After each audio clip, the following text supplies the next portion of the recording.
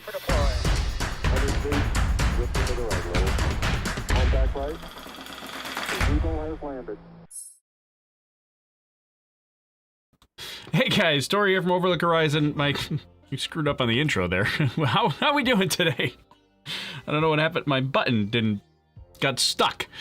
Anyways, what's happening? We're here. We're live. It is October 24th, 2020 at 11:05 a.m. Eastern Daylight Time. We're here for the Starlink, another Starlink launch. What I'm calling Starlink 14, some call it Starlink 15. We'll get into the actual naming structure as we always do. But we're here and we're ready to go. If you're watching the replay later on, look for the timestamps in the description below in case you want to jump ahead and get to all the good parts.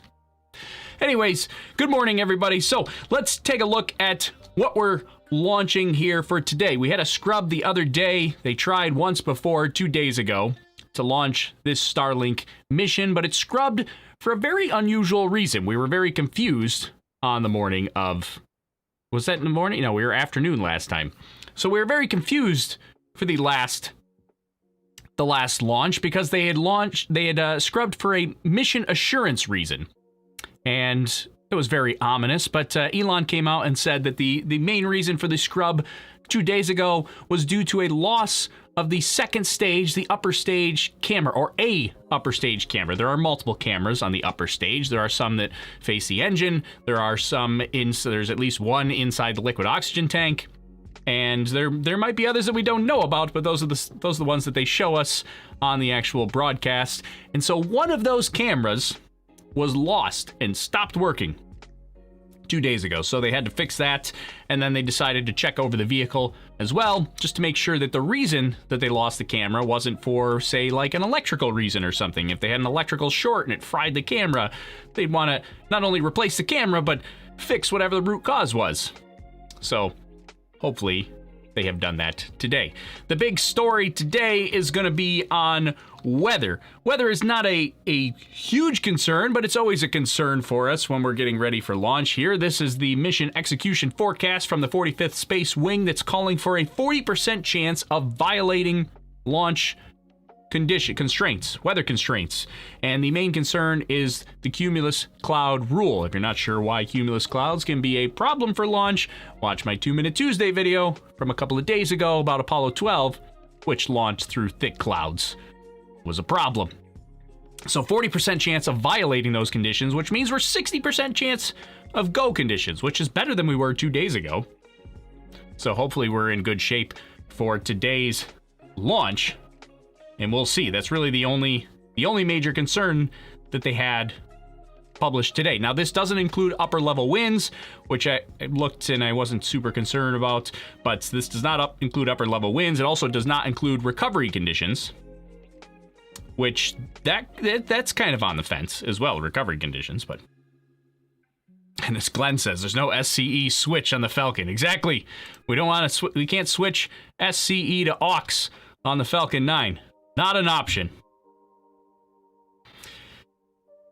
Let's see. All right. So I wanted to see Caesar. Hey, thanks for the super chat there, the super sticker. Appreciate the support there. And Dana became a channel member as well.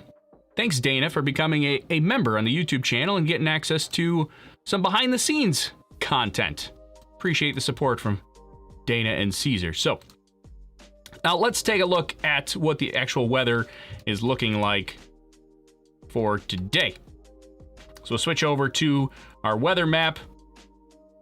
Ground level winds looking pretty good. We're only at about 10 mile per hour ground level winds. Not too bad. Your upper level winds here, they do go right over the Cape. Almost right over the Cape. They're about 80 miles per hour. We've seen them launch in these sort of conditions. It's not super concerning to me. I don't think upper level winds are going to be an issue today, but you do see that the little bit of jet stream here is kind of shifting a little closer to the Cape than we probably like, but it's not that close. Like, we're launching right here. We probably got a window to get up and over some of these critical ones here, but still, if they were, 130, 150 miles per hour, that'd be a concern. But at 70, 80 miles per hour, I think we're in good shape for upper level winds. Radar, for our launch conditions, not too much on the radar map here. We got a couple of showers offshore. Nothing super concerning there. So it looks like we're going to be good for precipitation. But the big concern is going to be cloud coverage. You can see here the satellite map of the cloud coverage. That was from half an hour ago. Here, let's refresh the map. There you go. So there's our cloud coverage. That's our major concern right there. You can see a lot of clouds in the area. That's not, and it's almost like they're just teasing us because it's this big clump of clouds and it's almost centered directly over the Cape. That's going to be a problem. But what you don't get from this map here is we don't know how thick that these clouds are. I mean, these clouds could be, thin, wispy clouds, and it's not too bad. But we do have, if we look at cloud coverage, you can kind of see we're 80% coverage here. Right over the Cape, it was forecasting for 30% coverage. Maybe we get an opening? It's going to be hard to tell, but that's going to be the main... That's going to be the main concern. And I don't know if we got anybody from Florida. You have to tell me what the clouds look like down there. All right, let's go. I see a couple of your comments. I just want to get through some of this stuff here real quick, and then we'll jump into your comments before SpaceX goes live. We do have, I've seen a couple people, in case you're new to the channel, a couple people that are asking about when launch is. There is a countdown timer right here. We're 19 minutes away from launch. This is live if you're at 11:11 a.m. Eastern Time, which is also 15:11 UTC. Then you're here with us live, if that's what time it is where you are. And we're also here on the 24th. Some people get confused. They watch the broadcast like 6 days later and they're asking questions. I can't answer your questions unless you're here live. All right, so let me get to a couple of these other things here so you can see the mission trajectory here today, as with all the Starlink launches, is off to the northeast. So we're heading in a northeastern direction here. We're launching from Launch Pad 40 here. This is on Cape Canaveral Space Force Station property. This is Slick 40, or Space Launch Complex 40. Right here's 41, it's United Launch Alliance. This is 39A, big historic one, where Crew Dragon, Falcon Heavy, Apollo Space Shuttle launched from 39A. This one up here is 39B. That'll be the new NASA SLS rocket that launches from there. Those are the big historic ones. But we're not launching there. We're launching from the smaller one today. This is Slick 40. Slick 40, though, has awesome pad microphones usually. So if they turn those up in the broadcast, we should get some awesome sound. So if you got your surround sound or your awesome speakers, get them ready for 18 minutes and 30 seconds from now. All right, so heading to the northeast. Now, there's a little bit of confusion on this map here. So we do have a drone ship recovery here. This is just read the instructions. That is going to be recovering the first stage booster on the drone ship. There's also the fairing recovery position out here, which is the green pin, but the fairing recovery ships are not there. So Miss Tree had a ripped net. You can actually look at that. I have a map for that as well. So right now, the only thing that's out there is the drone ship, and we also have Go Quest, which is a support ship, which is generally where the crew will go during the actual landing. This is marinetraffic.com here providing this. So the fairing catching ships are not actually out there. So we're not doing a fairing catch today, although it looks like they're going to scoop them up out of the water, but we're not really sure what they're going to use. These two ships right here, these blue ones, this is, I don't know which one's which. One of them's Go Searcher, one of them's Go Navigator. They are making a beeline right for the recovery location. They're not going to make it in time for launch today, but presumably they would be recovering the fairings. They're going to scoop them out of the water. They're going to be late to the party, but they're going to scoop them out of the water. So they're heading for the recovery zone right now. Also interesting is that, well, where'd it go? No, wait. I'm in the wrong area. Down here. Wait a minute. Hold on. I'm zoomed in. I'm confused. Where's my other ship? Oh, this way. Okay, there it is. So, right here. There's Miss Chief is right here, which is also kind of pointed towards the recovery zone. But Miss Chief's not going to make it in time either. So, I don't know. Maybe Miss Chief is going to join the party. You can see they're heading out there. Or maybe Miss Chief is just going back to Port Canaveral. We don't know. Miss Tree is still docked. So this is Miss Tree here, the blue right here. That's Miss Tree, still docked at Morehead City. That one is not underway here. So we're not really sure who's going to pick up the fairings, but it looks like somebody's going to pick up the fairings out of the water. They're not going to make it in time for landing, but they're going to get there to pick them up out of the water. We're just not sure who's going to actually do the picking up. One of these two, maybe Miss Chief. We don't know. We'll see. So, and then also on the hazards map, I like to show second stage re-entry area is big area here. This is the hazard for second stage re-entry. It breaks up into a million pieces. It is not recovered. It is expended off the coast of Australia here.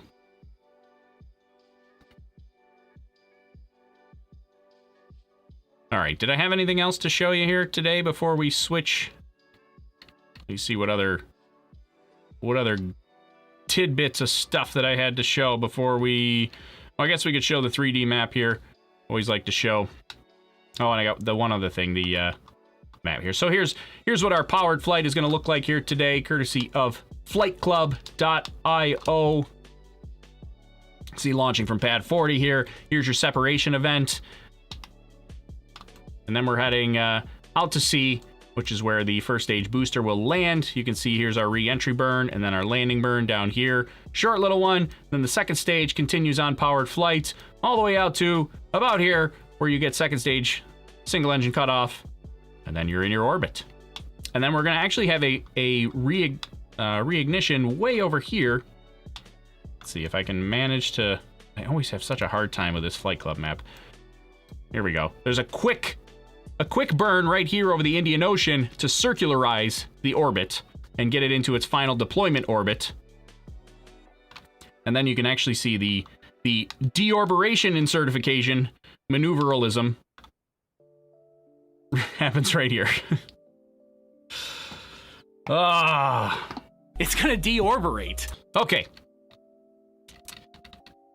And then the big thing, the last bit that we'll show you before I jump into your questions here is, what are we launching? We're launching Starlink satellites. This is another set of 60 satellites launching into low Earth orbit to provide SpaceX's internet constellation. Lots of coverage. These are all the Starlink satellites that are currently in orbit right now. You can see this web of satellites being weaved. Not all of them are in their deployment or operational. They're in their deployment orbit. Some of them are in their deployment orbit, but not in their operational orbit.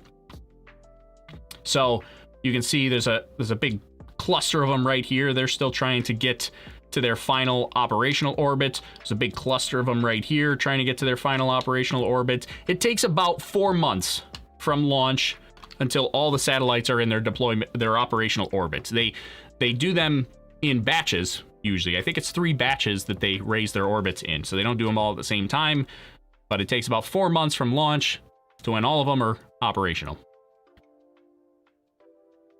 Okay, did we get through it all? I think we got through it all. Now it's time for questions. While we do that, I'll throw up the weather, just because that's our main concern for today, and SpaceX hasn't... Where's my SpaceX broadcast? Oh, hello. SpaceX is live, but they are not talking yet, so we'll just keep an eye on that. Actually, why don't we just throw this over here, and we'll switch to this view while we answer questions, and we'll see what's happening with everybody.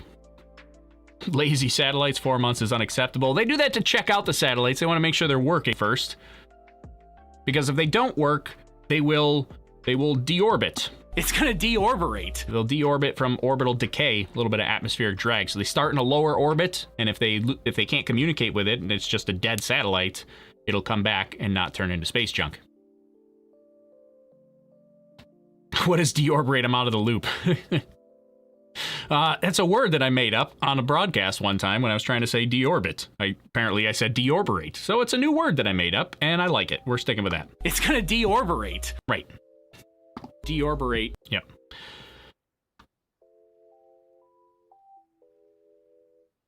Let's see. Let me go back to a couple other questions. I'd love a tour of your studio in one of these videos. You must spend months trying to figure out all those toys. That's a good point, Charles. There, Charles, one of our YouTube members. At some point, I should give you a tour, but I'm actually gonna. So we kind of had like a mini overhaul of the studio a couple of months ago, and I'm planning on doing a major overhaul of the studio. So maybe after the major overhaul, that's kind of my winter project, but we'll see. It's just an idea right now.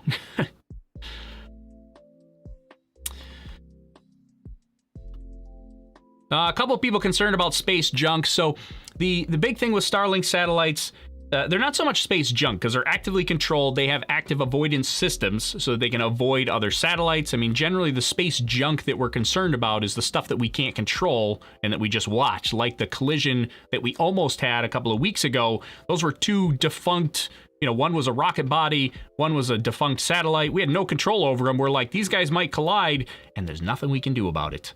Those are the ones that we're concerned about. If it's an active satellite that we can control, no big deal. And as long as the satellite providers can provide a deorbit plan, it's going to deorbit, then you're in good shape too. The big concern for Starlink satellites is more how it affects research and astrophotography and things like that. And this is, I think, the 6th batch of satellites or somewhere in that range that they all have sun visors on them to block some of the reflectivity of the light so they're not so bright in the night sky. And I mean, so they're actively trying to reduce that reflectivity. We're still early on in the development, so there are about 800 satellites up there right now, but we still got some time for them to figure that out. But they are working on it to try to make them not so bright. But that's generally the concern. The space junk is not as big of a concern. It's really how's it going to affect the night sky. So, all right, looks like Jesse Anderson from SpaceX is ready to chat it up and tell us all about the mission today. So let's turn up Jesse, see what she has to say here. Second attempt at this mission. On Thursday, we stood down due to an issue with the second stage camera, and we just wanted to take the time to re-examine the whole vehicle just in case. Turned out to be a small issue, so we are a go for today's launch, which could be our 100th successful flight of a Falcon rocket since Falcon 1 first flew to orbit in 2008. Starlink is a constellation of satellites that can provide high-speed, low-latency internet all over the globe, particularly in remote or rural areas where connectivity is limited or completely unavailable. As of today, we've successfully launched more than 800 Starlink satellites to orbit. Today, we will be performing 2 burns on the second stage and deploying our 60 Starlink satellites about an hour into the mission. Our satellites have ion thrusters on board that will take them to their final orbit once separating from second stage, but those 2 Merlin vacuum engine burns will get them as close as we can to their final orbit. We're now at T-minus 8 minutes and 45 seconds, and all systems are go for an on-time liftoff this morning. As for weather, it's currently a watch item, but at this time we are those go clouds. for launch. You can see the thick clouds there. For some reason, there. we are not able to launch today. We do have a backup opportunity for tomorrow at 11:10 a.m. Eastern time. Although right here, so it looks like those thick clouds are in the distance right there. That doesn't look too bad. Vehicle that stands at 229 feet or 70 meters tall, which is just a little bit taller than the wingspan of a 747. The booster used in today's launch will be taking flight for the 3rd time. Its first mission was in June of this year for the GPS-3 Space Vehicle 3 mission, and again just last month in September on our 12th Starlink mission. The bottom 2/3 of the vehicle is the first stage, which has 9 Merlin or M1D engines to take the vehicle to the edge of space where it will separate from the second stage and then start its journey back home to Earth. This reusable booster was designed for 10 or more flights with minimal refurbishment between each flight. The drone ship for this morning's mission is nice just read the instructions, which you can see there on your screen. Blue skies, looking and nice. This will be the 3rd landing for this booster today if we do touch down on this drone ship today. Today will be the 17th time that we will fly a flight-proven booster just this year, and the 45th reflight of a booster overall. The second stage is sitting on top of the first stage, and it's connected by that black section on the vehicle, which is the composite inner stage, currently housing the second stage's single Merlin vacuum or MVAC engine. That MVAC engine will ignite after stage separation and has about 981 kilonewtons, or about 220,000 pounds of thrust. This very efficient engine will propel the second stage, carrying the Starlink satellites to a circular orbit around Earth. Prop loading for Falcon 9 began at T-minus 35 minutes, and our fuel is a highly refined form of kerosene called RP1. And we use the liquid form of diatomic oxygen, which is called LOX, as our oxidizer. Currently, RP1 and LOX are almost fully loaded on both stages, and LOX will continue to be topped off right until the last minute of the countdown. And that's because we want to keep that LOX, or liquid oxygen, as cold as possible before T0. At the very top of the rocket is where the payload sits attached to the second stage, and it's housed by that large nose cone structure which you see on your screen right now. This is called the satellite or payload fairing. The fairing will be protecting those Starlink satellites from all the aerodynamic loads and heat during ascent until we reach the vacuum of space. As many of you know, normally we attempt to catch our fairing halves, but our recovery vessels have been undergoing some maintenance. With that said, one of our recovery boats, Miss Chief, is en route, and you can see that on your screen, en route to recover the fairing out of the water following splashdown. As for the weather, it does look nice over there in Florida, but we have been keeping an eye out on some thick cloud layers, so we are keeping an eye on weather until T-0, but so far it is looking good for launch today. The vehicle, satellites, weather, and range are looking good for an on-time liftoff this morning. As we continue the countdown, we wanted to share a few recent updates on Starlink. This week, Microsoft announced a long-term strategic collaboration with SpaceX to connect Starlink with their modular data centers as part of Microsoft's Azure cloud computing service. This collaboration could help make internet access and networking capabilities available for customers in remote and rugged environments around the world. Speaking of remote locations, Starlink is making its way to another rural location right here in the United States. Earlier this week, the Ector County Independent School District in Texas announced their participation in a new pilot program to help local students and their families access high-speed, low-latency internet. Similar to other rural communities across the country, many residents of Ector County have limited to no connectivity. This issue was magnified for the school district when COVID-19 forced school building closures earlier this year, as nearly 2 in 5 students in the district do not have access to reliable high-speed internet at home. Starting in 2021, Starlink will connect up to 45 households in the community as part of the pilot program. And as the network capabilities continue to grow, it will then expand service to an additional 90 households in the school district. Our Starlink network is still in its early stages, but if you're interested in receiving future updates on Starlink news and service availability in your area, visit starlink.com. You can hear those pad microphones. We're currently at T-3.5 minutes from liftoff, and Falcon 9 is heading down the final stretch of the terminal countdown. The first and second stages are almost fully loaded with 1 million pounds of kerosene fuel and liquid oxygen. First stage prop loading will wrap up at T-3 minutes in about 20 seconds here, and second stage will complete at T-2 minutes. And you will see some venting of the LOX out of the transporter erector, or the TE, and that's when the super chilled liquid oxygen mixes with the much warmer ambient air. It does create those white clouds. You can kind of see that on your screen around Falcon 9 right now.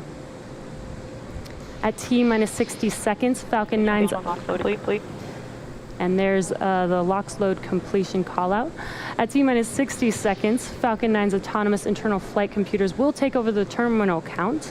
And this is what we call startup. Basically, that means that the rocket is in charge of making the decisions as long as the launch director is go for launch.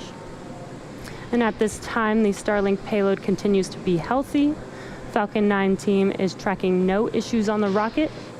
Weather is still looking good. We're still keeping an eye out on it, but weather is still looking good for T0. And the range is green for launch. Best part about Pad 40 is those pad microphones. They have awesome microphones at this launch pad. You're probably thinking, well, why don't you just shut up, Tori, and then I can hear them. T-2 minutes. We should be completing LOX loading here shortly. Again, as I mentioned earlier, those white clouds that you see around Falcon 9 is from the venting of the LOX line. And this is normal. Big Is vent that coming call out up. for stage 2 LOX load complete. Big vent right here at about a minute and a half. This is Again, those ground white gas clouds closeout are where they start to normal. drain all the lines that are in that transporter erector. They're going to drain all those starting pretty much right now. You'll see the big vent right from the interstage area here. Just 30 seconds away from Falcon 9 being in startup. Again, There it that's when is. the internal flight computers take over the terminal count. I'm going to go to startup at 1 minute. And now you can really see that venting of the LOX there from the transporter erector. This is to clear out the lines on the TE in preparation for liftoff. Falcon 9's in startup. There's that call out. The There we Falcon 9 go. is in startup. Get a In go about from the 10 launch seconds director. here, we should hear if we are go for launch. Flight.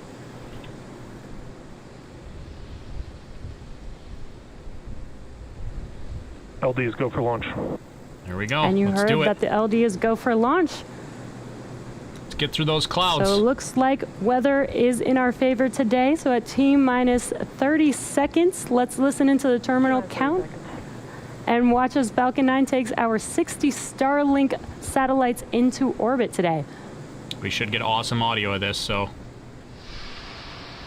get ready to listen in. Stage 1 tank pressing for flight. T-minus 15 seconds. 10, 9, 8, 7, 6, 5, 4, 3, 2, 1, 0. Ignition. And we have liftoff.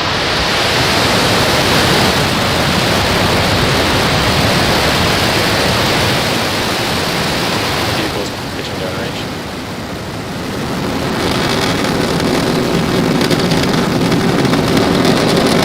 Mechanical propulsion is nominal.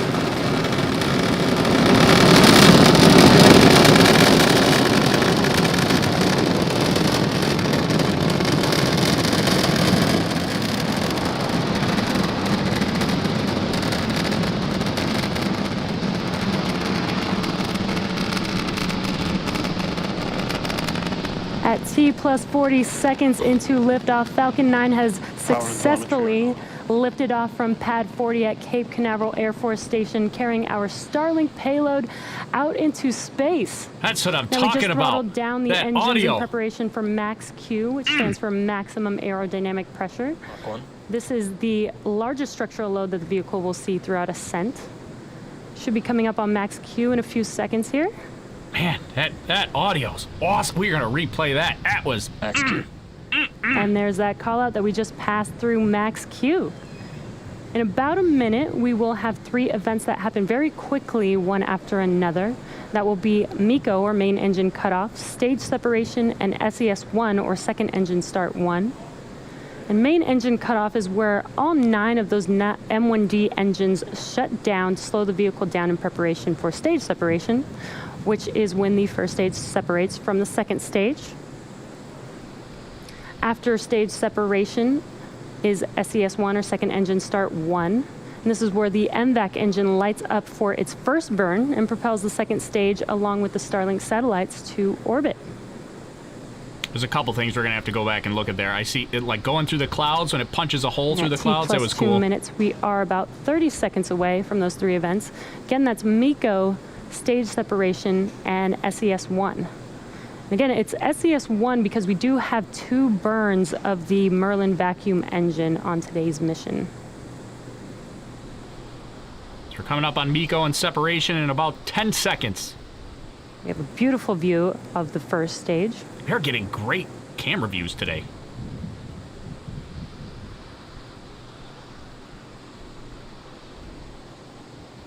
There we go. Stage separation confirmed. Boom. Watch the stiffener ring break off the engine bell on the right. You see it right after ignition. See the stiffener ring break off. Right there. And there you just watched MECO, main engine cutoff, stage separation, and that second stage engine ignite. We're just about 15 seconds here from fairing deploy, and on your right-hand screen you can see a view of inside of those fairing halves, looking at the Starlink payload as well. And on your left-hand screen is first stage, making its way back to Earth. Fairing separation confirmed. There it goes. And there, as you watch on your screen, that is confirmation that those fairing halves have deployed. And as a reminder, we will be attempting to pick up the fairing halves after they touch down on the water with our recovery vessel, Miss Chief, today.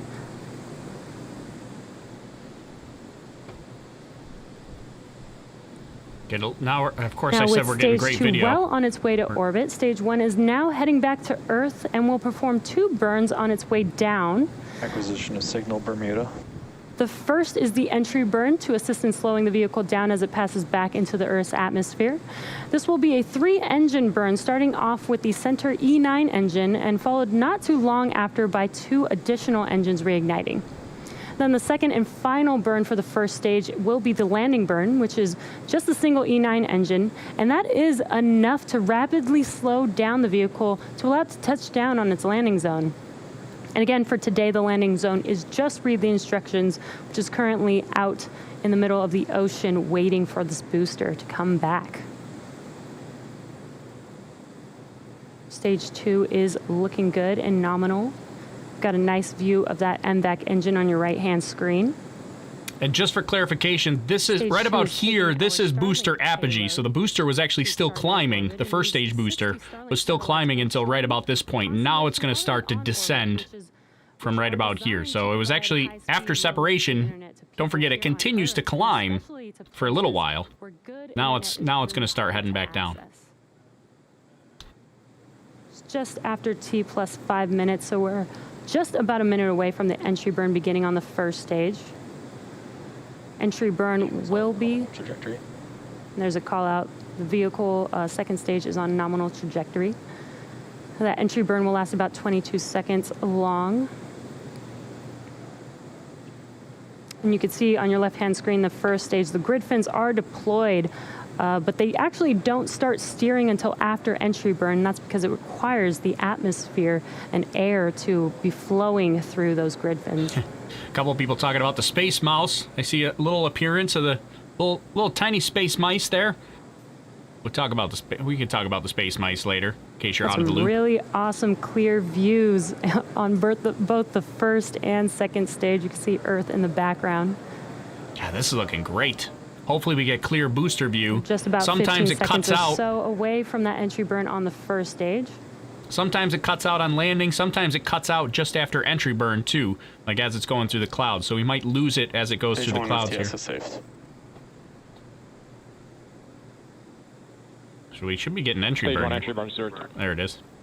And there you can see the entry burn has begun. And as you saw, the plume started out small and then got larger, and that's because we light up the first single engine and then followed by 2 additional engines on this entry burn for a total of 3.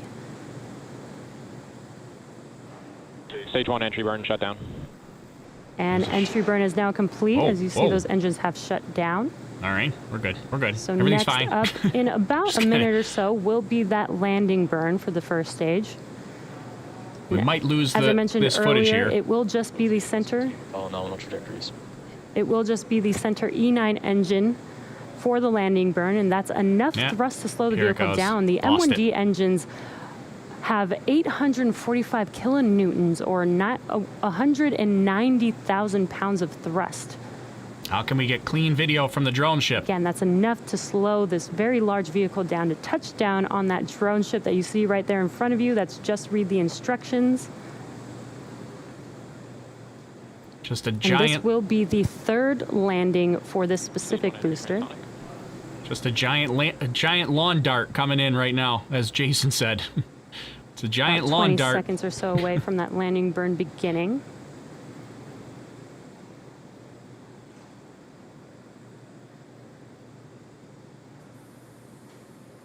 It was a very clear and beautiful day over there in Florida, so hopefully we get a nice, beautiful view of first stage landing. Hopefully we get clear, uninterrupted video sometime. Stage 1 landing burn. Here's our landing burn. Confirmation, stage 1 landing. we're burn. getting a lot of Kind shake. See A lot of shake. that burn kind of shaking the camera there. Oh. Stage 1 landing leg deploy. Landing legs. Oh, stick it. No, give us a video. No. Seco. Stage 1 landing. And we had a little bit of a rough camera's a little- camera view there, but the Falcon has landed on our drone ship for its third landing on Just Read the Instructions. This marks our 63rd successful recovery of a Falcon first stage and the 11th for Just Read the Instructions. And looks amazing as we can see it there now, standing stably there. That's the camera from the other side Now of the we're drone ship waiting there. on your right-hand screen for SECO 1, which is second engine cutoff 1. There's that call out for SECO. Yeah, that camera took a little bit of a jostling there, eh?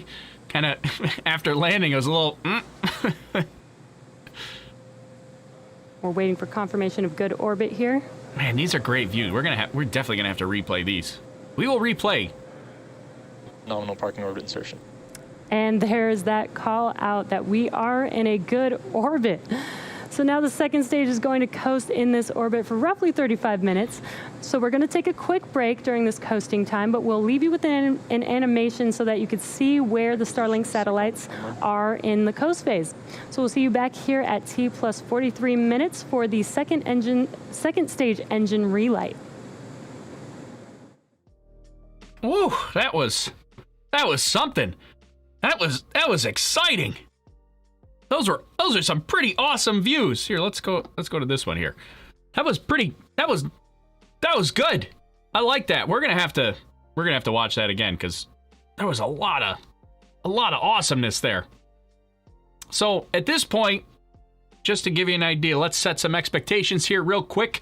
We gotta wait until second stage restart is at about 44 minutes, T plus 44 minutes. So we're only 10 minutes into it, so we got another 34 minutes here. We're going to hang out, we'll watch a replay, we'll chat it up a little bit, take some of your questions. Then we'll have that second stage restart, and then deployment is at about an hour, so we got 50 minutes until deployment. So we got some time, but we'll go through and answer some questions. We're going to watch a replay here as well, because there was a lot of awesomeness that we gotta take a look at here. And there's a couple things during the actual flight that we want to talk about as well. Should we get right to that? I feel like we should get right to it. I saw a couple of questions. I'll probably look at your questions here. Let's go back. Camera views were amazing today, says Dublin. I know, they were pretty awesome. Pretty awesome camera views. All right, well, let's watch a replay here. And while I set this up for replay, I'll take this opportunity to say, if you want to chat with us in between launches, consider joining our Discord server. No cost to do that. You can jump in, join it. It's free. Chat it up with like-minded space fans along with us. If you're in the YouTube chat, type !Discord to get an invite link to Discord. And in Facebook, Periscope, and Twitch, I put a Discord link in the chat as well. If you want to jump on our Discord and join our like-minded space geeks like me and all the other 700 plus people that chatted up in our Discord as well. It's a lot of fun. And if you want to take the extra step and get access to the top secret Discord channels, some behind the scenes content, early access to my videos like my 2 Minute Tuesday videos, you can get behind the scenes and extra bonus content by becoming a Patreon member or a YouTube channel member for those that want to help support the channel. And that helps make things like this possible. Okay, so let's go back and watch a replay while I take some of your questions here. They need to move the drone ship camera back just a little and secure it in a tighter position. Then you get a good picture of the landing. Well, there's a couple things on the drone ship landing that we'll talk about. It's not just about moving it back. I mean, it definitely seemed like it got jostled out of position today. I mean, there's not much room there to move it back. You don't really know how close that camera is. I mean, it could be zoomed in and stuff. So, but the whole ship kind of shakes a bit So there's another problem there, which we'll talk about once we get to the landing. But let's listen in because the audio was awesome. Starlink And so we got to listen into that audio one more time and just crank it up. And we'll go, Stage 1 tank present for flight. we got to go for T-minus the 15 seconds. replay here. This 10, audio is 9, crazy, crazy. 7, 6, 5, 4, 3, 2, 1, 0. Ignition. And we have liftoff.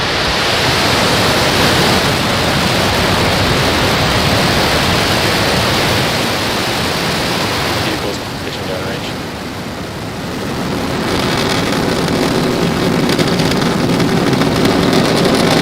Running propulsion is nominal.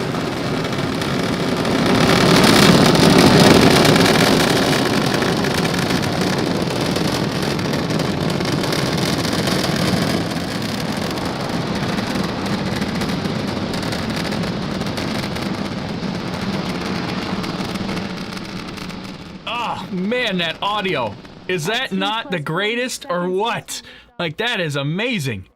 We're going to do that. I got to do that one more time because I just smile like a kid. It's just, I can't get enough of that. We're going to do it one more time. We're going to do it one more time. Was that awesome or what? Sorry for anybody with headphones on. Forgot to tell you that was going to be 10, loud. 9, 8, 7, 6, 5, 4, 3, 2, 1, 0. Ignition. And we have liftoff.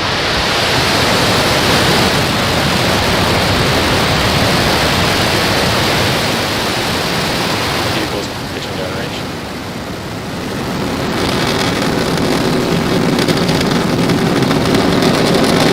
Running propulsion is nominal.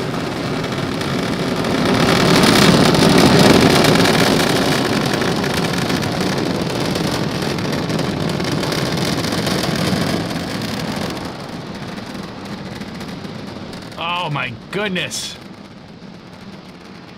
That sound every time. I could just watch that like GY Sargent says there. I could just watch that on a loop all day long. Just play those 30 seconds over and over again. Holy smokes. This is one of the cool things here too. This is actually kind of a really cool camera view here. Watch when it punches through the clouds there. You'll actually see the exhaust from the rocket basically burn away the clouds. And it'll actually kind of punch a hole in it. It's a little bit tough to see right there. A little bit tough to see because it's so close to the bottom piece there, but right there it is. You can see it punch a hole through the clouds, and as the exhaust goes through, it just burns away the clouds, and it literally puts a hole through it. Right there. That's kind of cool. I like that. That's cool.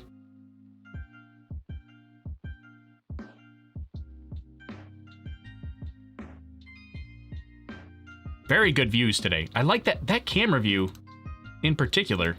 I'm not even at 1080. Why am I not at 1080? Let's back that up. All right, one more time. I gotta watch the launch again. One more time on the sound. One more time. It was pretty awesome, wasn't it? Wasn't that 7, awesome? 6, 5, 4, 3, 2, 1, 0. Ignition. And we have liftoff. Even that, hold on, we're gonna back it up. But even, what happened here? I don't want that. Even the big puff of steam basically there, the cloud that you see right there. Look at the coloring, the dynamic, the range on that. Look at how awesome that looks. 2, 1, 0. Look at this cloud here. Isn't that awesome looking? How cool is that? It's mostly steam, don't forget, because you got the water suppression system here that's activating those rainbirds. Just the colors and the shadows and stuff in that cloud were pretty awesome. All right, let's play it through now. Get the sound. 1, 0. Ignition. And we have liftoff.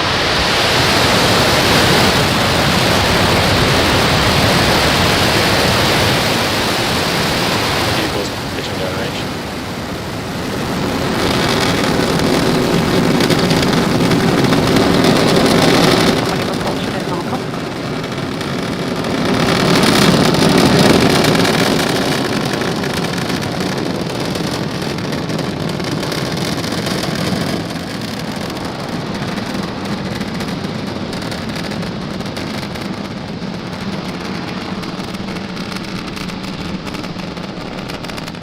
could watch that. C++. I could literally watch that a million times. I might just sit here all day and watch those 30 seconds over and over again. I need to clip that and just save that because that sound. That's why I love Launchpad 40. Slick 40 has the best pad mics around. Oh man, those are awesome. I love it. Anyways, all right, so I'm going to keep the replay going while I look at questions. Those were amazing. All right, silly question, but have you witnessed a launch? Yes, I've been to a couple of launches. I personally went to, what did I see? I saw an Atlas V launch, which is kind of cool because the solid rocket boosters from Atlas V, like, they have like a very bright metallic-y look to their flame. And what mission was that? I think it was an AEHF mission. I can't remember. I saw the NASA TESS, the Transiting Exoplanet Survey satellite. This is my vision patch here that I have here. That's our winner the other day. I haven't sent your stuff out yet. It's still right here on my desk. But I saw the TESS satellite or telescope launch, and I saw CRS 17 resupply mission to the International Space Station. That was a night launch. Saw that one as well. That was a lot of fun. I gotta get back down there again, but it sounds like it's gonna be a while. We'll see.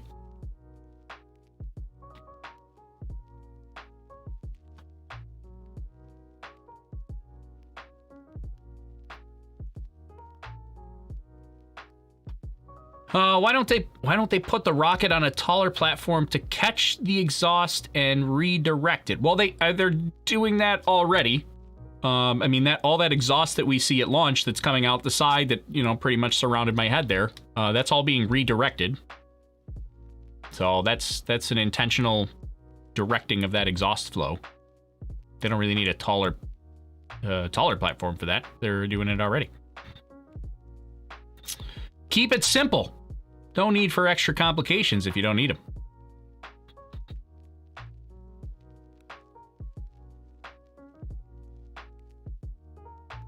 A couple people said I have a question in Discord. I don't watch Discord during the live broadcast, but I will be on Discord after the broadcast. But I'm sure we got 700 plus people on our Discord server, and I'm sure somebody can answer it as well. So if you want to join the Discord, type !Discord in the YouTube chat. My neighbor's not happy, turn it down. Never. I can't do it. I love that sound. Especially the crackling. The crackling, which is essentially, it is like little mini sonic booms that you're hearing. All that crackling from the exhaust coming out of the engine at supersonic speed. It's little mini sonic booms that you're hearing. That crackling.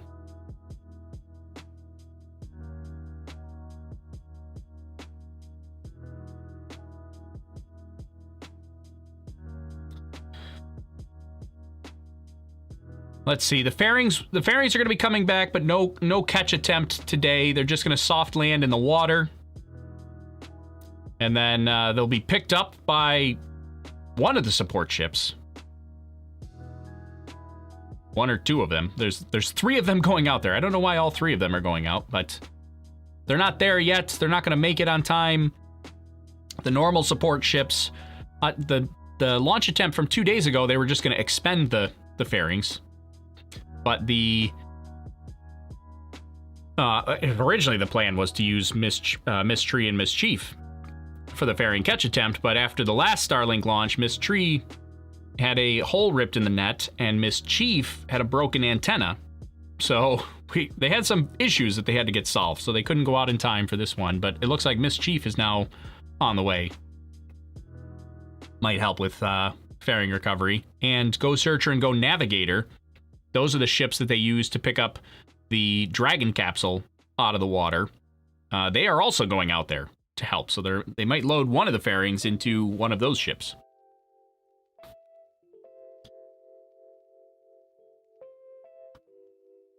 Steve Robinson, one of our YouTube members. 2 Minute Tuesday video was interesting with the lightning issue. Thanks, Steve. Thanks for checking out the 2 Minute Tuesday video. Got another one coming up this Tuesday. Or Monday. If you're a Patreon member, you'll see it on Monday. Where are you located? I'm in Rochester, New York. We're going to replay all the way down to booster landing here. Then we're going to talk about the actual Starlink deployment here in just a minute.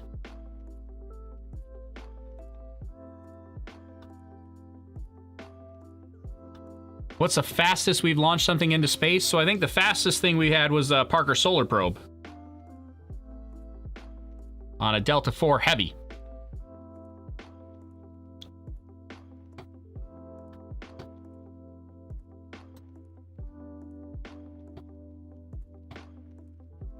The only time it sounds better is when you're on site. I can't disagree with you there, Bradley. There's nothing like watching a rocket in real time. All that sound and crackling and awesomeness is just that much better. I mean, the rumble just goes through your chest. Like, it's pretty awesome to watch on site, especially if you're close. It's pretty awesome. Tell some of the people about the Space Mouse. All right, we'll do Space Mouse after landing here in just a minute. Remind me to go back to Space Mouse and we'll explain the Space Mouse again. The big Space Mouse conspiracy.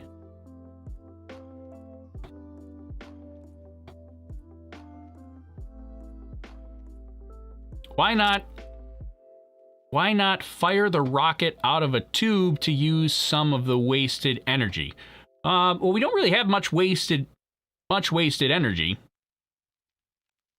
So, I mean, I don't think that would really help here in this situation. All right, let's watch this landing here. You can see, I guess the camera's a little bit tilted right now. I guess I didn't notice that before landing, but it's a little tilted, but I think it's a lot of bit tilted after landing. Todd wants to know why we always lose video of the landing.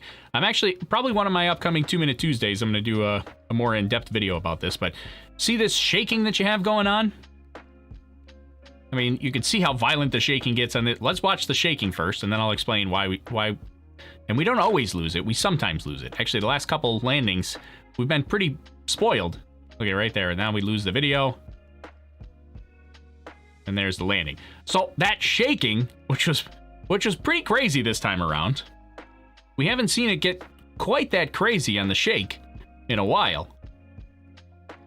But that shake is why we lose the video footage. Sometimes, not every time.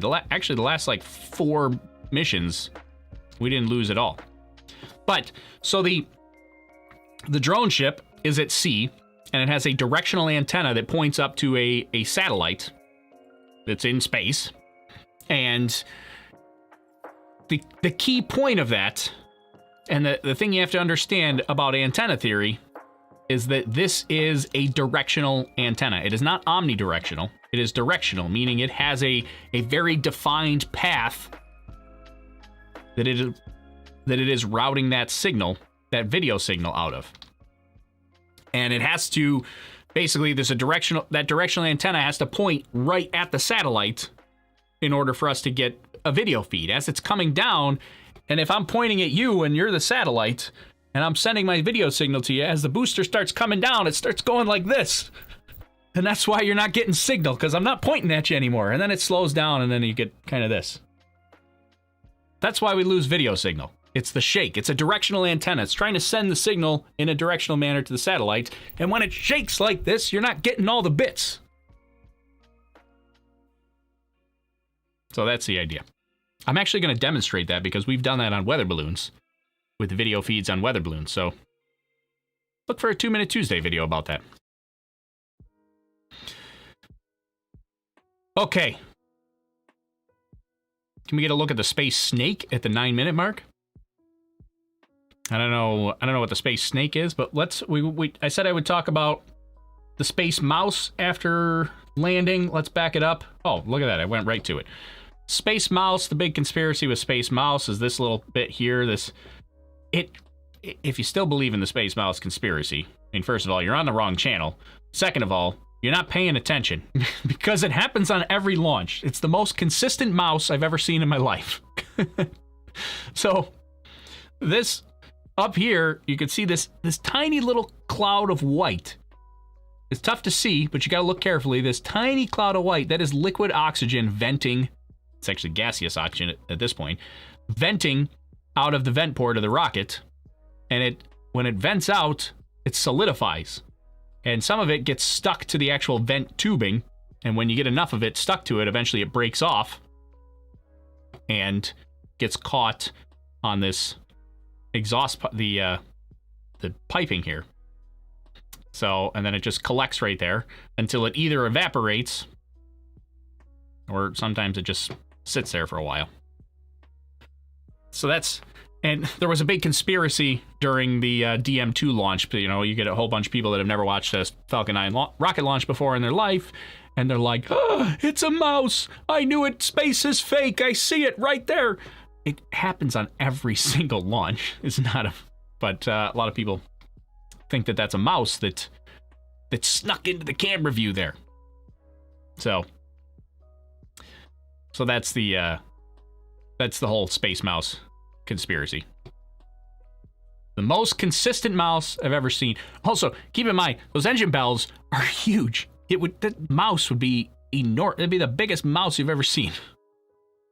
So that's the space mouse conspiracy. Somebody said, what you said you saw a space snake? Everything's animals on this channel. I don't know why. Oh, right there, I saw it. It's the same thing. Although that's interesting. That's like our space caterpillar. But it's the same thing. It's just solidified oxygen. That's basically done exactly the same thing. It's just collected in a string form.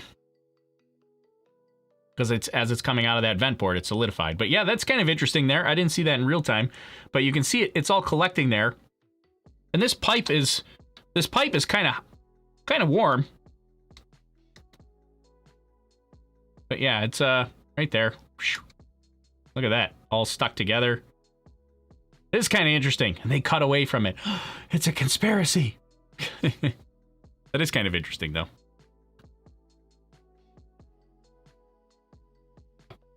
Also, don't forget that it's hard to tell on those camera angles, but the rocket is not always thrusting perfectly horizontal like this.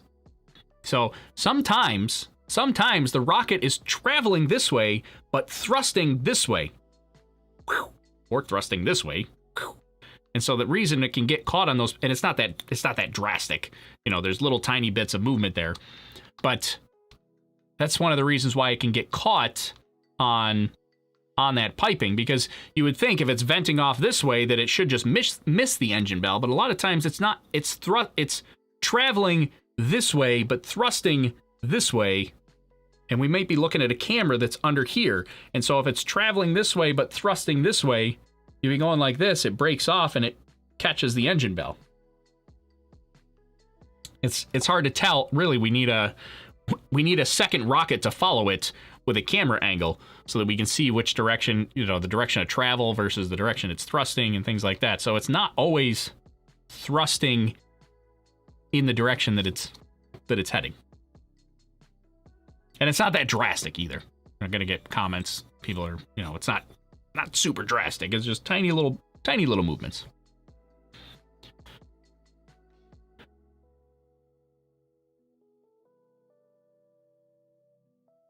Next thing you'll tell me there are cars in space. Some people won't believe anything.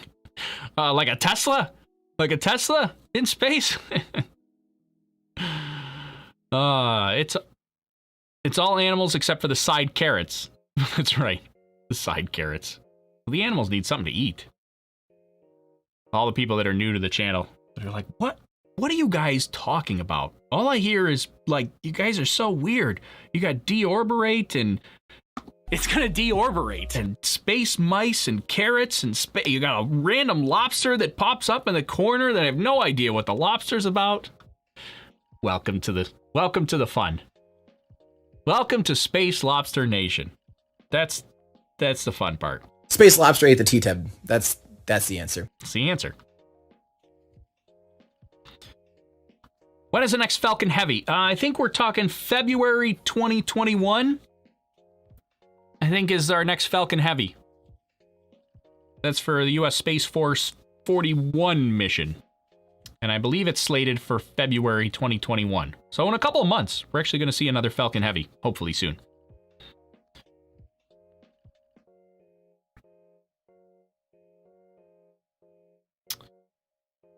Let's see. Actually, so this is kind of... This is not great to look at. Let's replay the launch again. Because we got... How much time do we have? What do we have for timing here? Let's go... We're at 33 minutes. We've got about 10 minutes till they come back for the second stage relight.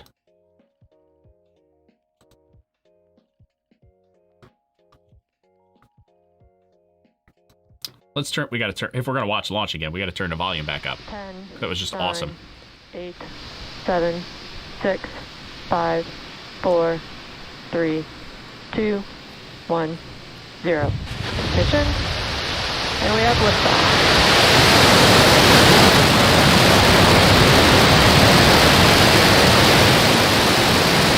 Vehicles pitching downrange.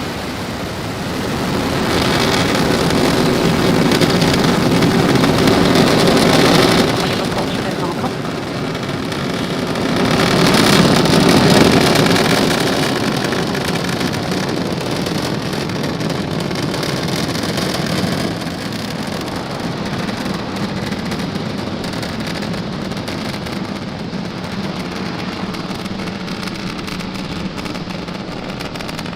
At sea. All right, so we'll continue watching this. We'll keep going through some questions. I do have to play our Starlink animation here, which I'll play in just a second.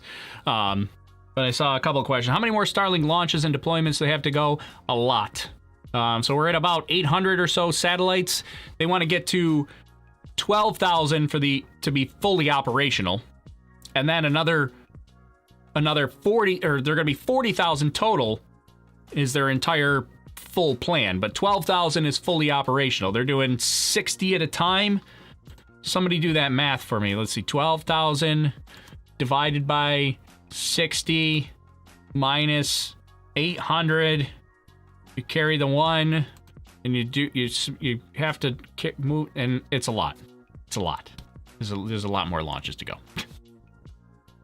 Somebody do the math. I'm not doing it live.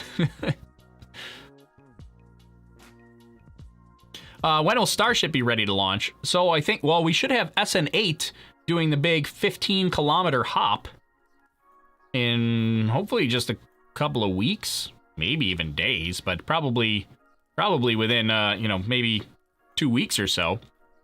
And then we've got the actual, orbital flight. They're trying to do that by 2021, so it hopefully go orbital by 2021. I mean, they're moving fast, so we might see an orbital Starship in 2021.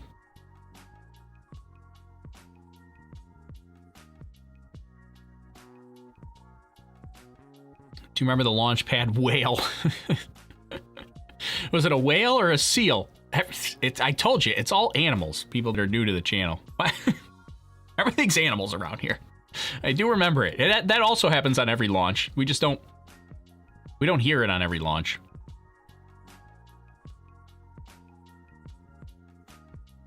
And I believe, I'm not 100% sure what that sound is, but I think it's the turbo pumps starting up, because it's right before, it's at 10 seconds prior to launch. I'm not 100% sure what that sound is. There you go. Somebody did the math for me. KRD Shark? Kurd Shark says did the math, says it's about 186 launches at least, probably more due to satellite loss, which is true. Yeah, some of these satellites, not all of them are successful. So right now they've got about a 3% failure rate, but most of those failures were on the earlier launches. Their failure rate is getting better, and a 3% failure rate is actually not unusual for satellite launches in general. But the fact that SpaceX has so many satellites means that there's a lot that aren't working. But so there'll be some that have to be replaced. Hopefully, if they get Starship up and running, Starship would be able to launch up to 400 Starlink satellites. That would speed up the process quite a bit. That would be nice.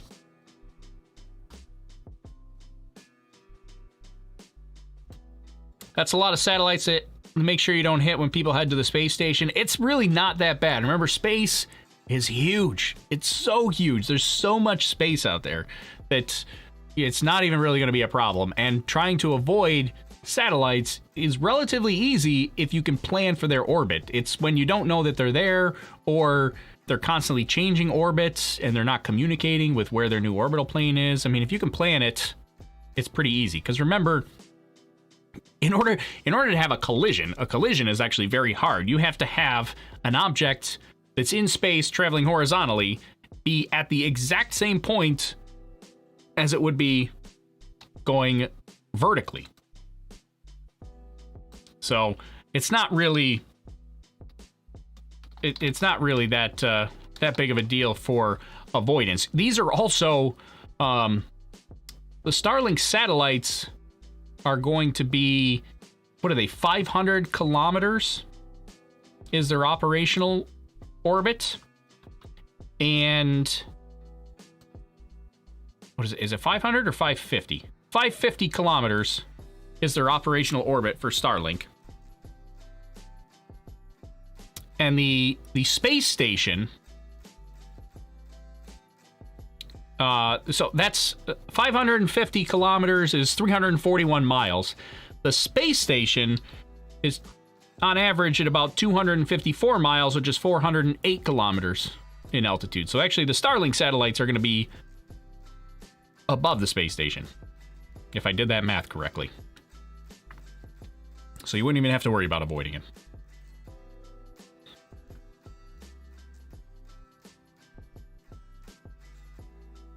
SpaceX. Do SpaceX reduce vibration to protect the payload? It's definitely a concern. I mean, the payloads do have to experience some vibration.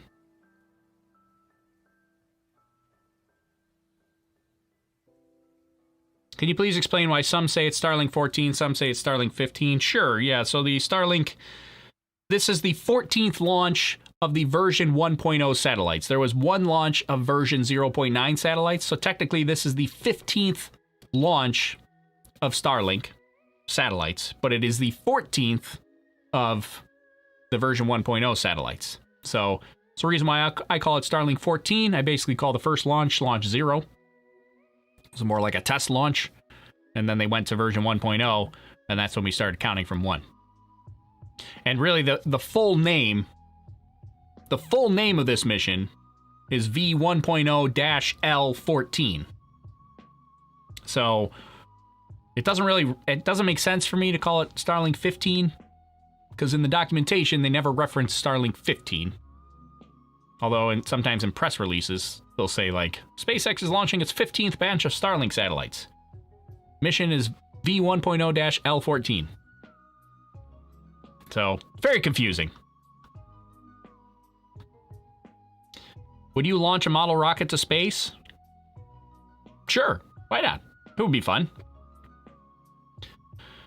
Do these Starlink satellites have lasers on them? I believe they do. I don't know if all of them do, but I know some of the earlier ones, there were at least a couple that had the laser interconnect. And I think all of them have that laser interconnect now. So the laser interconnect is basically allowing satellite-to-satellite communication, much faster communication between satellites. So as it's trying to route your connection around the world to wherever it has to go, they would have a laser interconnect. The first couple batches of satellites did not have that, but I believe all of these do have it now. Why do we never see more satellites in space background during flight through space? Because space is huge. It's enormous. And satellites, relatively speaking, are itty bitty tiny. They're huge. There's that shake from the landing again. Amazing.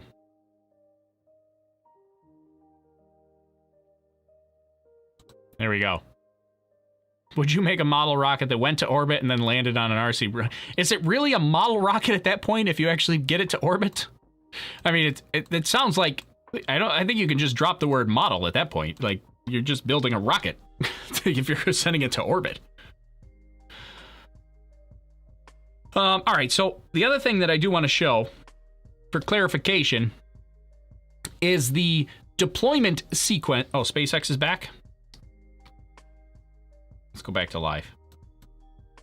Oh, yep, there's Jessie. She's back. Just about 2 seconds long, but those couple of seconds go a very long way, and that gives the second stage just enough thrust to get to the final what happened to my drop-off orbit for countdown here? Starlink satellites today.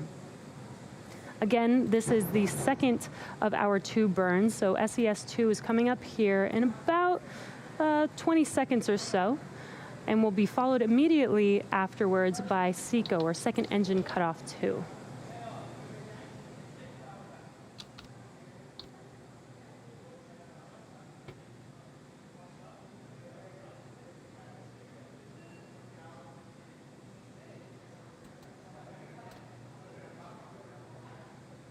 That should be it right there. Quick. And we did get those call outs for SES-2 and SECO-2. It was a very quick burn, just 2 seconds long. Now we're waiting for confirmation of good orbit. Now Oh, there it is. Yeah, now we're getting video, though.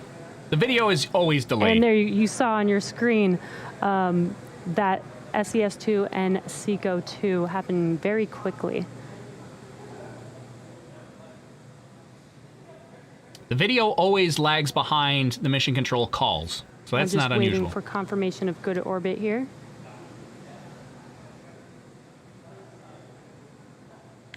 Nominal insertion. There we And go. there's that call out for nominal insertion. So we are going to coast in this phase for about 18 minutes or so. And while it's in this coast phase, it will start to spin on its central axis. So this is to give these Starlink satellites some momentum so that when they deploy from second stage, they will start to separate from each other. So we'll be back here at T plus 1 hour and 2 minutes for deployment. And that's a great segue, Jessie. Thanks for the awesome segue. So what we were just talking about, as Jessie gave us the amazing segue, is the spin, which is now what it's about to do. So the deployment of the Starlink satellites is pretty unique. A lot of satellites use a spring pusher system to push the satellites off of the upper stage. Starlink does not do that. Starlink basically just lets them go and flings them off like a deck of cards, which you'll see in this animation right here. So basically, when it comes time to deployment, there's a tension rod or big long pin that they just release. And that release lets the satellites go. And that spin maneuver there that you're seeing from that second stage as it's spinning along its central axis like this, basically allows the satellites to be traveling at slightly different speeds. So when you're spinning in that circle, the satellites on the outside of the circle are basically covering a greater distance in the same amount of time that the satellites on the inside of the circle are covering a shorter distance in the same amount of time as the bigger circular distance on the outside. So the ones on the outside are traveling slightly faster than the ones on the inside. And as they let go, they just separate on their own from that momentum and spread out like a big deck of cards like that. So that's the idea when they actually do that deployment. They just spin around, they spin that upper stage, and then just let them go. Now, and it's difficult to see that spin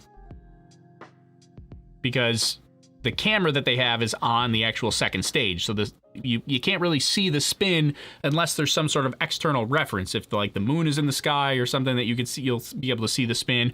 Sometimes that you can see the Earth in the camera view helps you see the spin. It's really difficult to see what's happening. So this kind of external animation view, this is what's happening when they actually deploy them.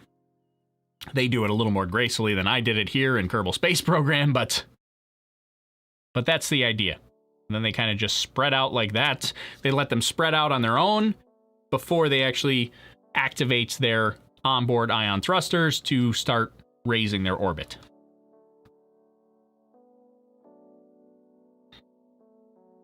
Let's see. We got a couple minutes here until deployment. I wish SpaceX's video coverage was as clear as KSP. I know, right? I wish it would be so awesome if we could just fly a second rocket just for the cinematic views. Maybe someday we'll get to that point, but imagine how expensive that would be. I bet the mouse gets dizzy. Eagle Soars USA, you're probably right. The mouse, I'm sure, probably gets very dizzy.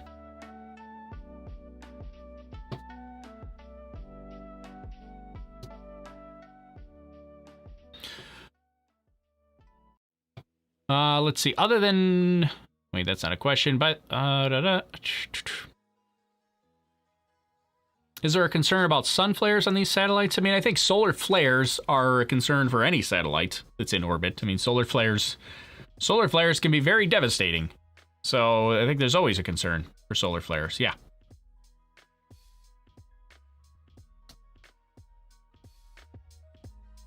For SpaceX to be all about connectivity with Starlink, the live feed connectivity isn't that great.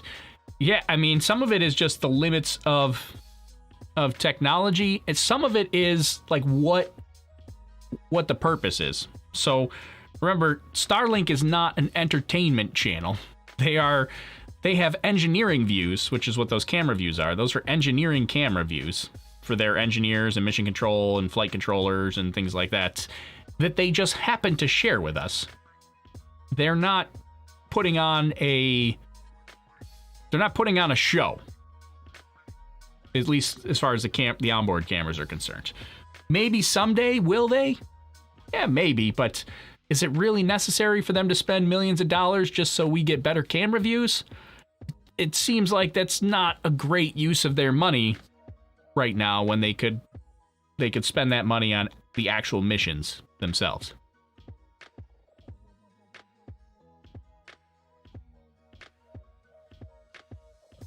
When are these satellites going to be operational across the world? It's still going to be a couple of years before they're fully operational across the world. Public beta, they're trying to get a public beta for the US and Canada later this year. And I believe it's just northern US and southern Canada. But yeah, US and Canada will be in public beta later this year. It's going to be a while before we get worldwide coverage. Need more satellites for that.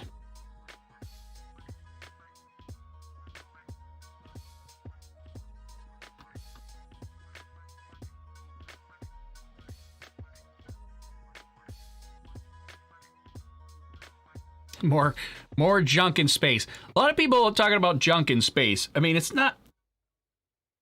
That's like calling airplanes that fly through the sky like junk in the sky. Like, it's not. Is it really junk if it's serving an operational purpose? I mean, space junk I would classify as stuff that we can't control. You know, you get nuts and bolts and screws and defunct satellites and, you know, pieces of rockets that can't deorbit. And, you know, that's space junk. Like, that's just stuff that's up there that we have no control over, that's going to be up there for years and years and years, and it's just in the way. It serves no purpose. It's just there. That's space junk. These are operational satellites. Like, they're providing a service. They're providing jobs on the ground. Like, people are getting jobs for this. People are getting service for this. This is it's not really, I don't classify it as junk.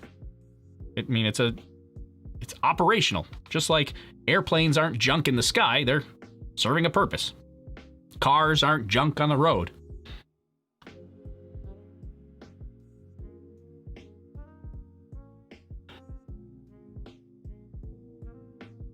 What's going to happen with the second stage? The second stage deorbits. So, like good spacefaring companies, they have a deorbit plan, and they will deorbit the second stage off the coast of Australia. It's going to deorbitate. Right, Tori. It's going to deorbitate. It's going to deorbitate. Exactly. It will deorbitate off the coast of Australia, which I can show you.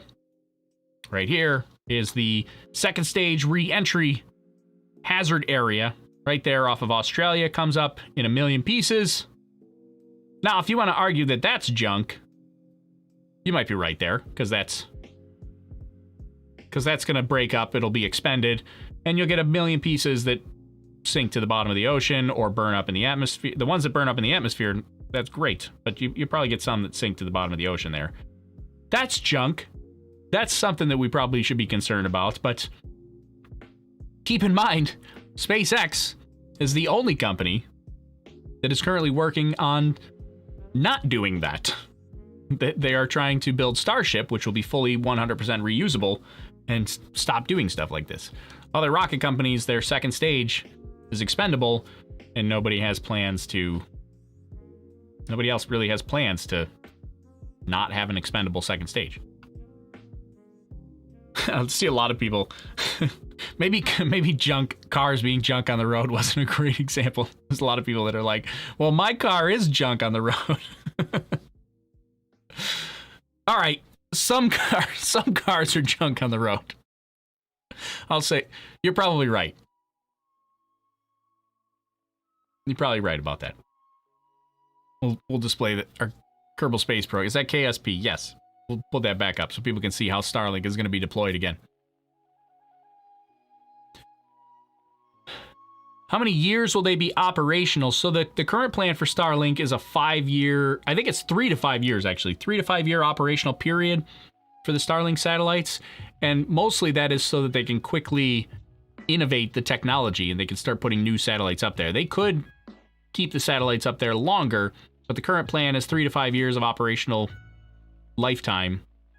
And then they would start replacing them with newer and better technology. And when they replace them, again, back to the junk argument, they would be deorbiting them. It's gonna deorbit. Any of the satellites that are no longer used, they would deorbit. It's gonna deorbit. So that they're no longer up there.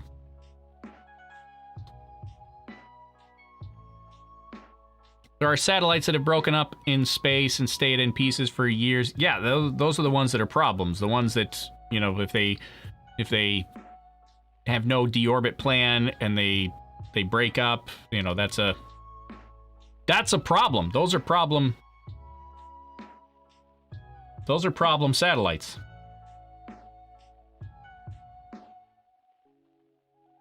Deployment time. We got a little bit of time yet. They're not back yet, but we're almost there. What's the estimated cost for each satellite? I believe it's about $250,000 per satellite. I think that's the number that I saw. $250,000 per satellite is the cost.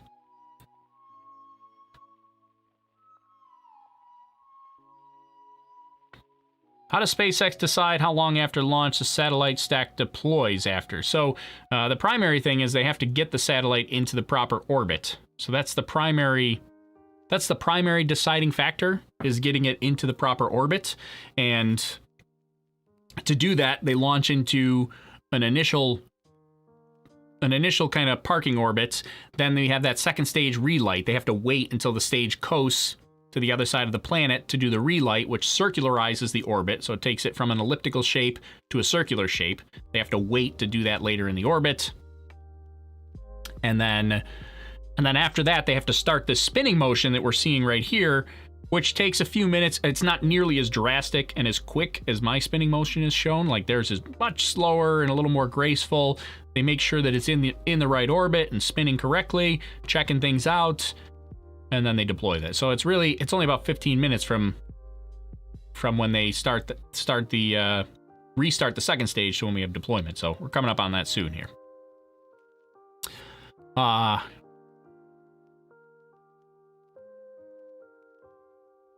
will Starlink communicate with ground-based devices? So they have like a little UFO antenna dish on the ground that they communicate with.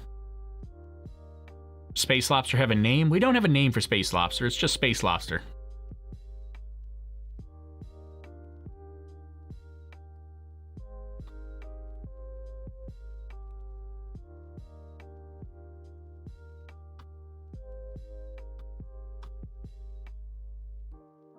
Also, I want to go back to when they decide to deploy them. So they changed the deployment recently. So they were doing these about 15 minutes after launch. Well, they were doing them about an hour after launch. Then they went to 15 minutes after launch. Then they went back to the hour. And really, when they were in the 15-minute, they were in a more elliptical orbit. And they would have to use more fuel, more of the Starlink fuel, to get it into its operational orbit, which meant that the satellite itself had less fuel for on-orbit collision avoidance maneuvers or deorbit maneuvers. It's gonna deorbit. All of that all of that stuff. So by putting it into a circular orbit like this and waiting until an hour after launch, they can reserve some of the onboard fuels for the actual Starlink satellite and not have to use as much, which means it can do more once it's off into the distance on its own.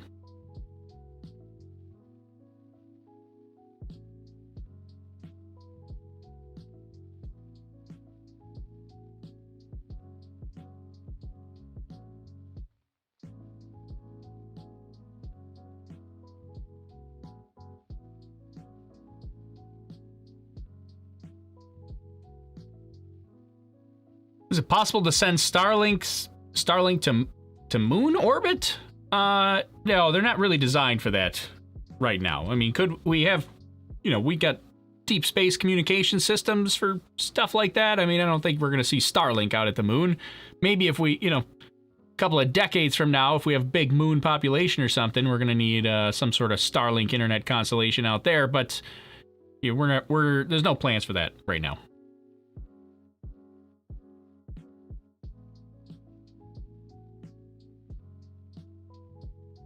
SpaceX profit on each launch, or do they do all this at a loss and make the money back from whatever service they are providing? Yeah, so right now Starlink is a loss.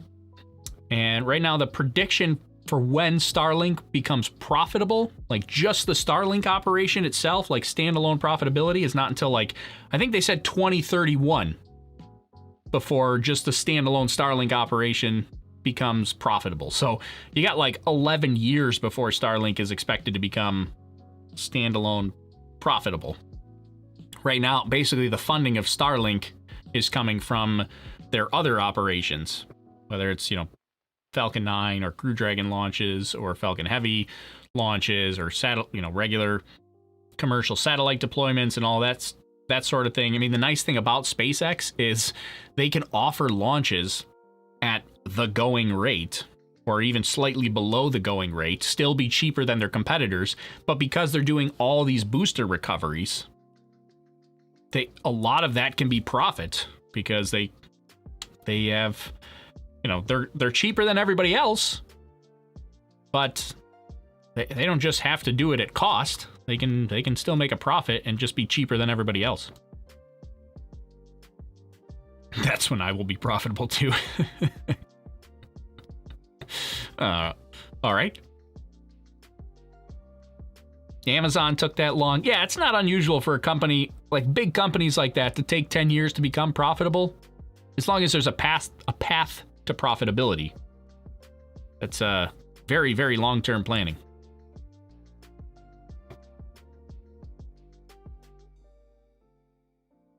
How many current satellites are there? I want to say we're up to 800, and if we include the 0.9 satellites, that would put us at just over 800.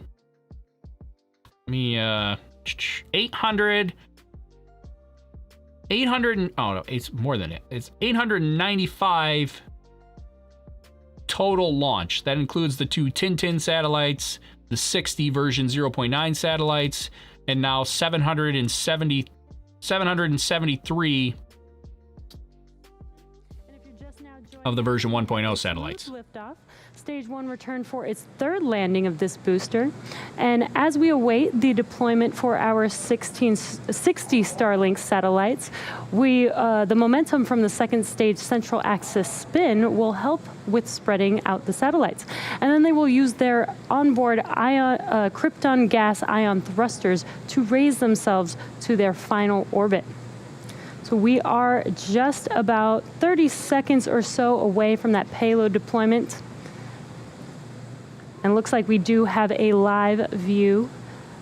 Look at the shadow. Looking at on your screen, that is the stack of 60 Starlink satellites right there in front of us. You can see the shadow on the satellite that kind of gives away that spin that we were talking about. It's the only way you can really tell, because there's no other reference point. You can't really tell that it's spinning. That is because the second stage is rotating a little bit on its central axis to give the satellites momentum as they deploy.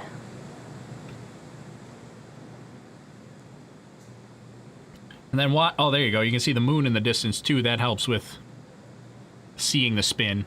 And then right here, this right here is the pin. It's just I can't quite point there because the green screen runs out, but it's just a bit above my finger there is the tension rod there, the pin that's it'll pull out. You'll see, there it goes. It's starting to pull out right now. There, it's coming out. See the peak of And the then it'll sunlight. Deploy confirmed. It'll go away. There you go. Now they're deployed. They let go.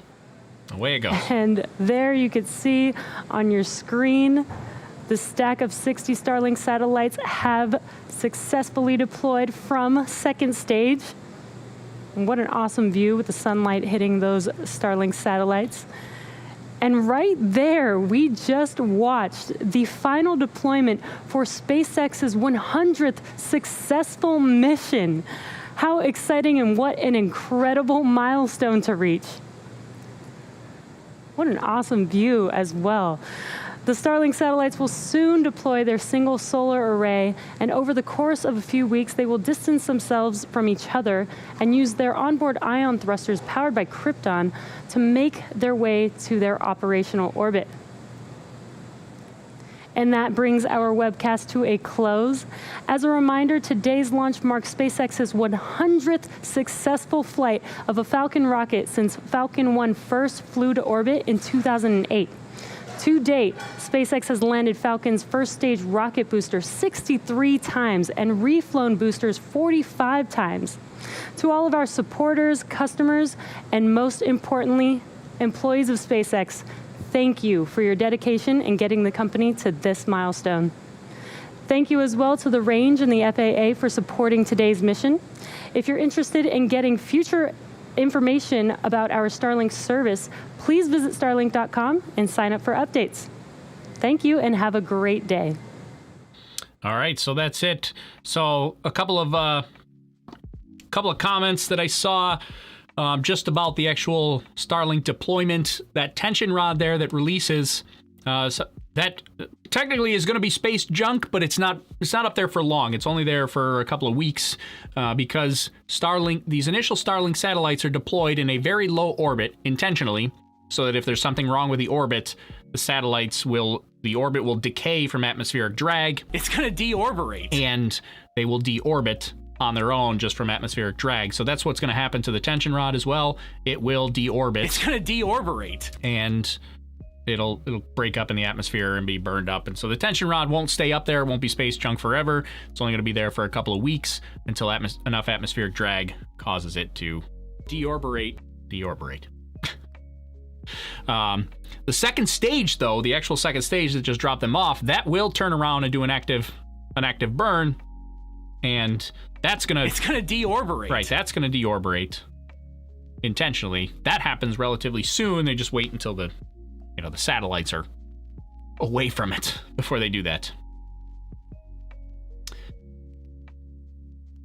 So, and here we'll back it up just a little bit so we can see that deployment one more time here.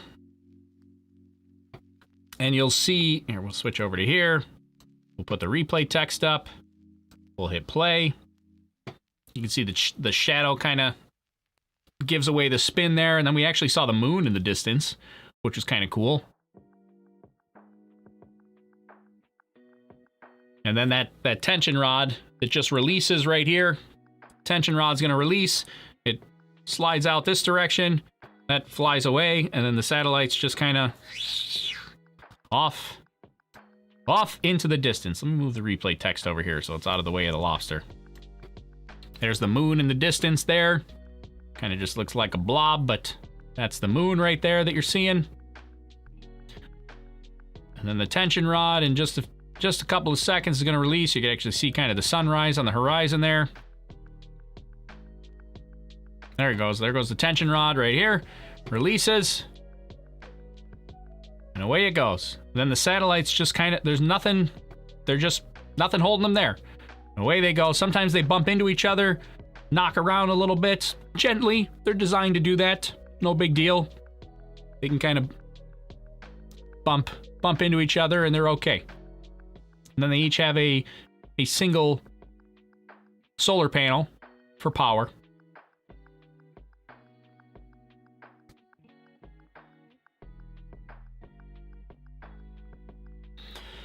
All right, let's see. A couple question. Does the booster rocket take magnetic pull of the Earth into account when returning to Earth? No, I don't think it's really that. No, no, it does not. Thanks so much for covering these launches. Watched others, but yours is the best. Thanks, Victoria. Appreciate that. Here, we'll back up. We'll back up again while I read a couple of questions. Deorberate sounds like a robot word. Explain what the word means. I wish I could tell you what it means. It doesn't mean anything. I tried to say deorbit once in a live stream, and I was having a problem with words coming out in the correct pronunciation. And I said deorberate instead of deorberate. I said deorberate instead of deorbit. But now we're just sticking with it because it sounds good. Like deorberate sounds intentional. Sounds like it actually means something. It's gonna deorberate, doesn't it? Like if I just wheeled past it and I didn't make such a big deal where I'm like deorberate.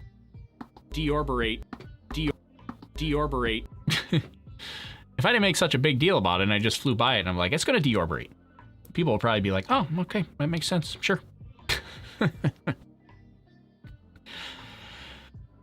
Let's see.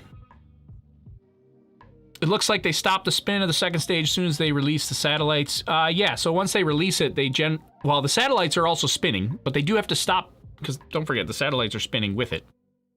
But they do have to stop the spin in order to... It's gonna deorberate. In order to deorberate.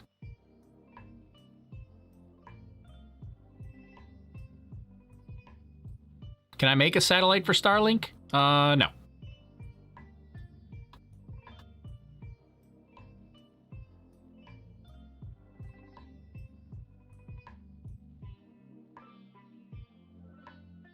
The pin is space junk. Will it re-enter and burn, or will it drift forever? It will re-enter. Takes a couple of weeks.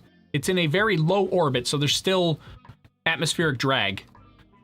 So it will re-enter the Earth and burn up in the atmosphere, but it does take a couple of weeks to do that because it is in orbit, but it's a very low orbit, so a little bit of atmospheric drag.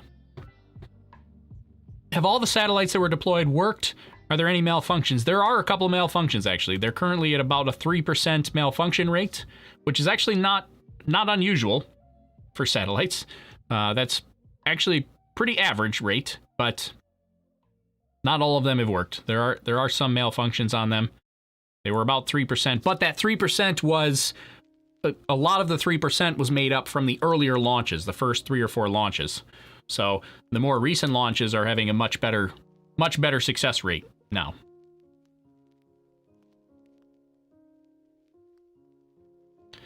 Do they release any videos the second stage deorberating? No, unfortunately not. What's the length of an orbit right after launch? I live in Europe and I would like to watch the second pass. Well, it's going to be about 90 minutes or so, but if you type !Starlink in the YouTube chat, you can actually figure out exactly when it's going to pass over your head. So if you're in the YouTube chat, type !Starlink, and that will give you, our friend Nightbot will give you a website that'll help you calculate exactly when Starlink is going to pass over your location.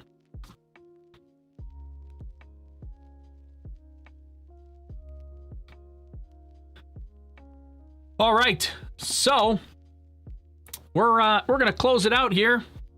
When's the next SpaceX launch? That's a good question. We're still waiting on GPS 3, which had that engine anomaly that we don't know anything about. We know that they took 2 engines off of that, sent them back to McGregor for testing, and they realized that whatever the problem was, they haven't really said much, but whatever the problem was, they also found some commonality in like the Crew 1 booster. So they replaced one of the engines on the Crew 1 booster that's coming up as well. So yeah, we don't know. Remember, this was a reused booster, and this is also SpaceX's own mission, so they can take a little more risk on something like this. Not so much with a crewed mission. Hey, Helmet, thanks for the super chat. Appreciate the support. right there. Thanks, Helmet. Appreciate that. Let's see. So would Sentinel 6 be the next one? We might SN8 for Starship might actually be the next one. We don't know when that's going to happen. That could be just days or weeks away. We've got basically coming up for SpaceX. We've got NROL 108, which I think is going to be November. We've got Sentinel 6A, which is November 10th. We've got Crew 1, the next astronaut mission for SpaceX, which is going to be November 15th now. Or this is also no earlier than. So it's no earlier than November 15th. Could be later. But yeah, Crew 1 has been pushed out to November 15th at the earliest. But yeah, so I think Sentinel 6A, either Starship or Sentinel 6A is going to be the next one. And Sentinel 6A is not until November 10th. Maybe they sneak another Starlink launch in, but I don't think we have any on the schedule for that. I don't know when the next Starlink... The GPS 3 redo is not going to be till November, and I don't think we know when the next Starlink is. So maybe they... let's see, Starlink L15 is November, so yeah. That's kind of that's the plan right now for the next couple of missions. So maybe I'm thinking either Starship or Sentinel 6A. But to keep up to date on it, join our Discord. It's free. There's no cost to it. Jump in, join the Discord. You can chat it up with all our space geeks. Like me. Everybody else. Sorry if you don't consider yourself a space geek and you're in the Discord already, but I lovingly consider you part of our Space Lobster Nation of space geeks. So if you want to join the Discord server, you can chat it up and get all the updates on when things are going to take place. Type !Discord in the YouTube chat to get a link from our friendly Nightbot, or if you're on Facebook, Periscope, or Twitch, look up in the comments. I provided one a little bit earlier in the comments for a Discord link there as well. And then I guess as I always do, I'll take the opportunity to say, if you really want to join the Inner Circle, consider becoming part of our Patreon team or a channel member on our YouTube channel, and you can get access to behind the scenes bonus content.